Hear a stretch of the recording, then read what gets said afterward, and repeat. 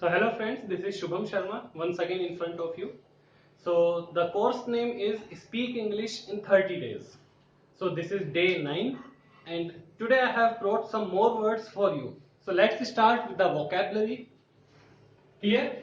So let's start with vocabulary. So the first word is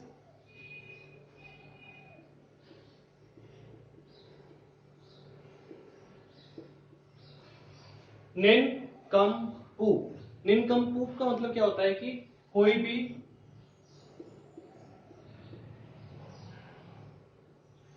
भी foolish person, मूर्ख आदमी। तो मूर्ख आदमी को हम बोलते हैं निनकम्पूक। क्लियर? सो नेक्स्ट वर्ड की तरफ चलते हैं। नेक्स्ट वर्ड है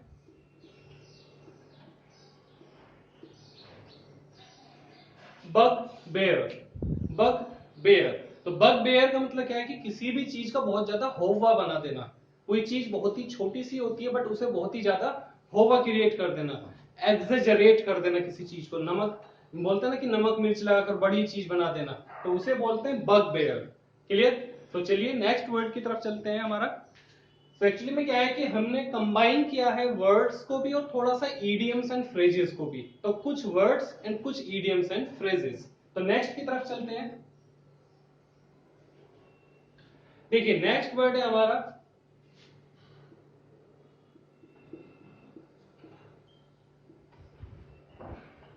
put in the air. Put in the air का मतलब क्या है कि बहुत ज्यादा हवा लग जाना। बोलते हैं ना कि आजकल तो वो किसी से ठीक से बात ही नहीं करता, ठीक है, बहुत ज्यादा हवा में रहता, अपनी ईगो में रहता है। तो इस तरीके से हम बोलते हैं कि he is putting in the air these days, कि आजकल तो वो हवा में ज्यादा ही उड़ रहा है। क्लियर? नेक्स्ट देखिए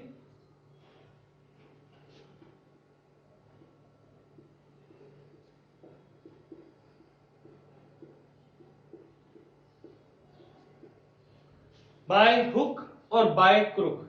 बहुत ही कॉमन सा वर्ड है, मस्ट भी कि आपने पहले सुना हुआ होगा।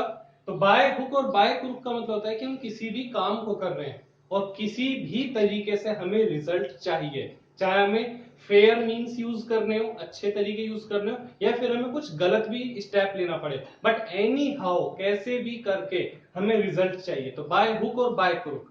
क्लियर? चलिए लास्ट वर्ड की तरफ चलते हैं।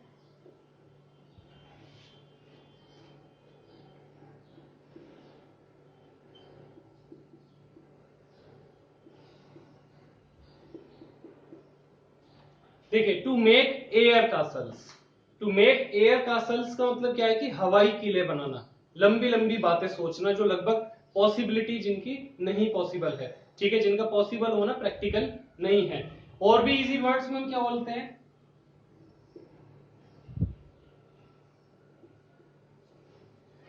डे ड्रीमिंग, दिन में ही सपने देखने लग जाना।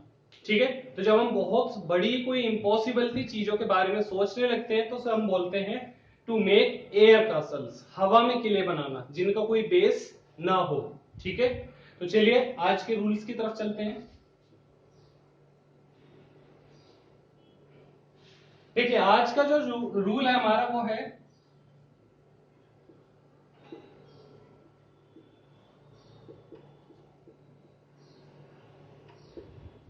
देखिए future continuous.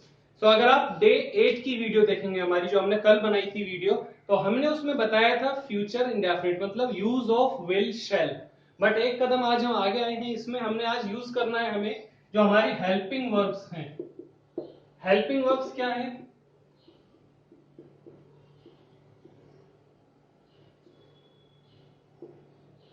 Will be, shall be. कोई काम फ्यूचर में होने वाला है, अभी तक हुआ नहीं है, चल भी नहीं रहा है, होगा आगे चलकर। तो जब वो को काम फ्यूचर में होता है तो हम उसे बोलते हैं कि ये काम तो फ्यूचर में है, विल और शैल यूज करिए। लेकिन अगर हमें कोई सेंटेंस ऐसे बोलना पड़े कि कल इस समय मैं अपने गांव जा रहा हूंगा, कल इस समय मेरा दोस्त एक मूवी देख रहा होगा, कल इस समय हम एक प्रोजेक्ट को कंप्लीट कर रहे होंगे।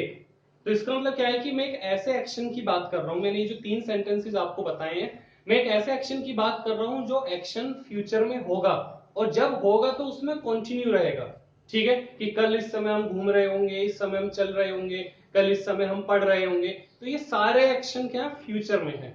देखिए helping verb will be and shall be use होनी है, और मैंने कल आपको एक रूल बताया था कि will be and shall be use होते हैं second person and third person के साथ, जैसे he, she, they, you, it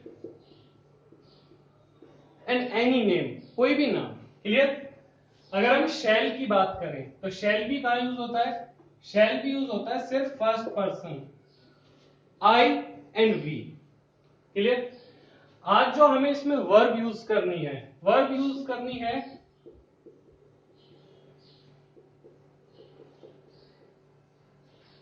देखिए, क्योंकि ये कॉन्टिन्यूअस है, तो कॉन्टिन्यूअस का मतलब क्या है कि वर्क कंटिन्यू रहेगा। क्लियर।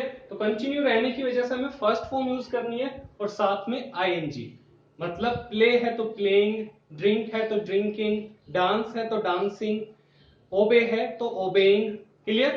तो इस तरीके से, तो कुछ एग्जांपल्स की तरफ चलते हैं।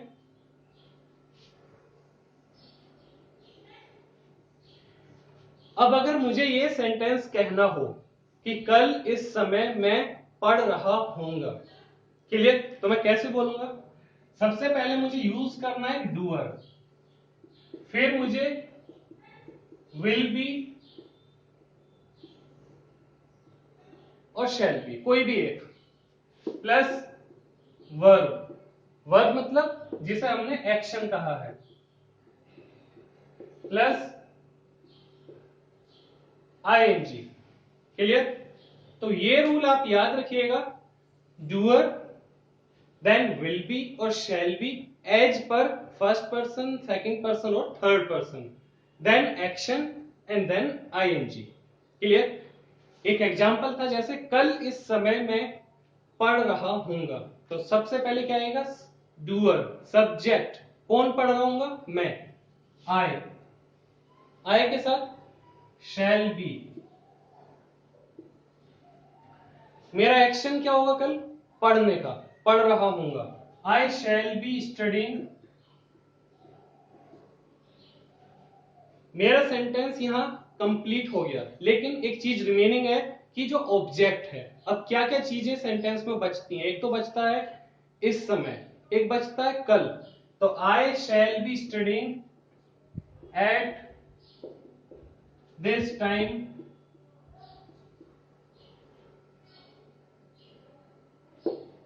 टुमारो। क्लियर।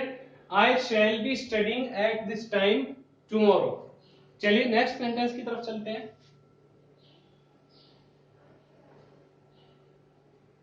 हम कल इस समय अपने दोस्तों के साथ एक मूवी देख रहे होंगे। क्लियर। तो एक्शन करने के लिए रेस्पॉन्सिबल कौन है, डूअर कौन है, हम, तो वी, हेल्पिंग वर्ब क्या आएगी, शैल बी, तो वी शैल बी। अब एक्शन क्या है, मूवी देख रहे होंगे, देखने के लिए क्या आता है, वॉच, वॉच के साथ ING, we shall be watching. अब क्या देख रहे होंगे, ऑब्जेक्ट क्या है हमारा, हमारा ऑब्जेक्ट है एक मूवी, वॉचिंग अ मूवी, किनके साथ देख रहे होंगे, अपने दोस्तों के साथ,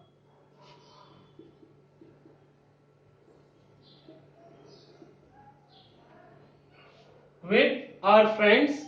कब की बात है, कल। ठीक है।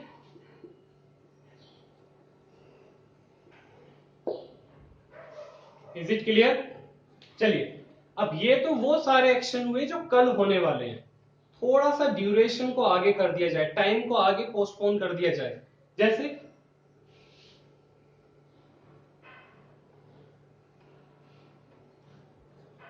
अब मुझे ये कहना पड़े कि अगले साल हम दिल्ली में रह रहे होंगे।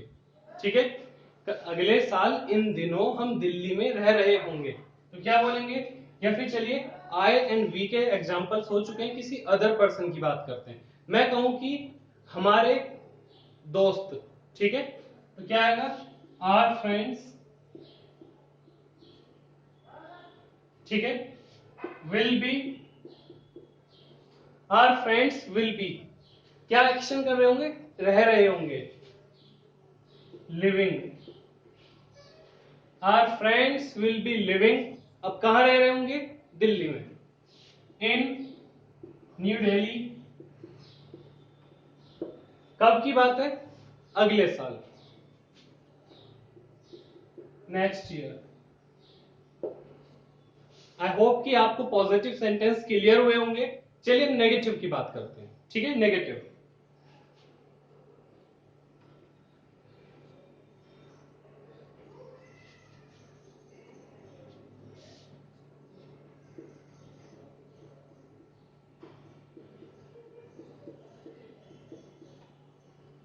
देखिए नेगेटिव, नेगेटिव का सीधा सा मतलब है कि जहां पर आप किसी भी सेंटेंस में किसी भी काम को नकार रहे हैं, मना कर रहे हैं, ठीक है, कि वो एक्शन नहीं हुआ है या फिर नहीं होगा, ठीक है। जैसे एक एग्जांपल है, कल इस समय हम बाजार नहीं जा रहे होंगे, या फिर मैं कहूं कि कल इस समय मोहन बगीचे में साफ सफाई नहीं कर रहा होगा, या मुझे यह कहना हो कि कल इस समय मेरा दोस्त मैथमेटिक्स के कुछ सम्स सॉल्व नहीं कर रहा होगा, या फिर मुझे यह कहना हो मतलब कि निक्कू कल इस समय पौधों में पानी नहीं दे रहा होगा। तो चलिए इस सेंटेंस को कैसे बनाएंगे। सबसे पहले क्या है, निक्कू, ठीक है। हेल्पिंग वर्ब क्या है, विल बी, बट हमें काम करना है कि हमें नोट यूज करना है, और ये जो नोट यूज होगा यहां यूज होगा। तो निक्कू विल नॉट बी, क्या एक्शन है, पौधों में पानी लगाने का, पानी लगाने को बोलते हैं वाटर, आईएनजी ऐड हो जाएगा, वाटरिंग प्लांट्स, कल इस समय, एट दिस टाइम,